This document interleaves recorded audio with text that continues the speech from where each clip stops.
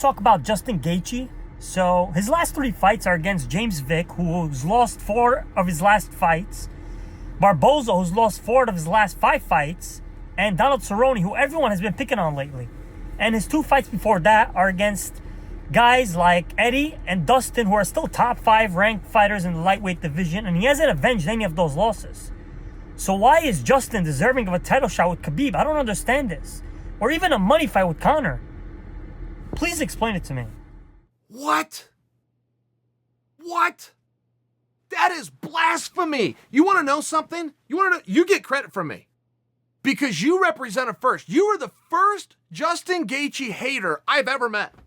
And I am not kidding about that. I believe every answer.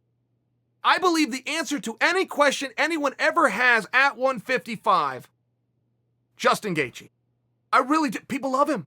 People love watching him fight. I have to tell you, on the numbers when you bring up Vick, by example, in all fairness, when Gaethje had Vick was on a hell of a streak.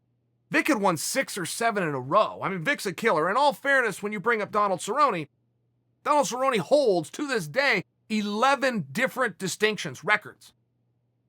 So I'm just offering for you, when you bring some of these guys up, these guys are hammers. Now, when you do mention Eddie's a world champion. Eddie's a world champion in 2 or 3 different organizations. He won so many I can't even keep track, and I've known him 20 years.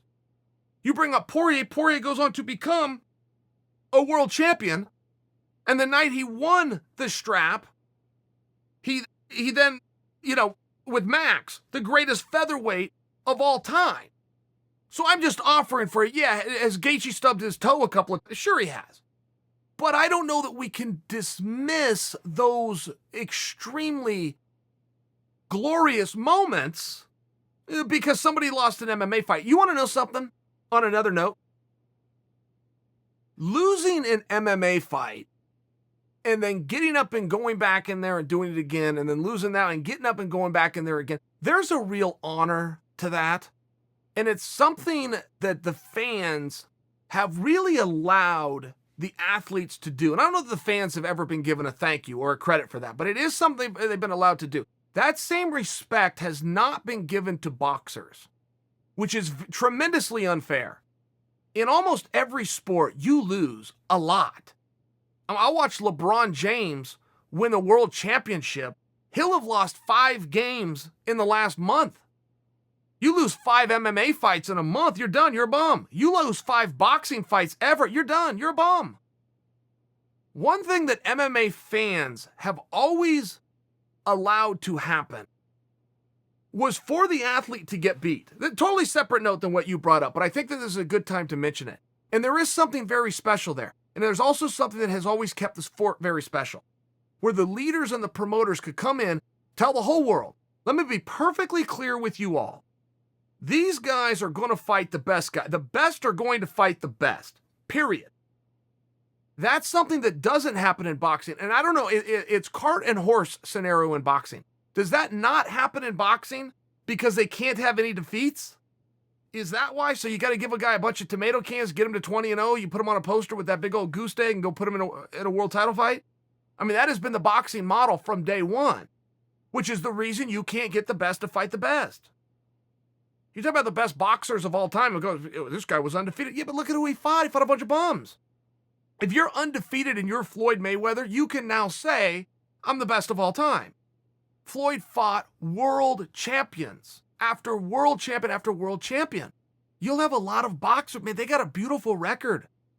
33, 34 and 0, 34, 35 and 1 or 2. It's a beautiful record, but if you go and look who they competed against, they're very scared to compete. They're scared to compete because if you lose in boxing, they throw you away. Everybody.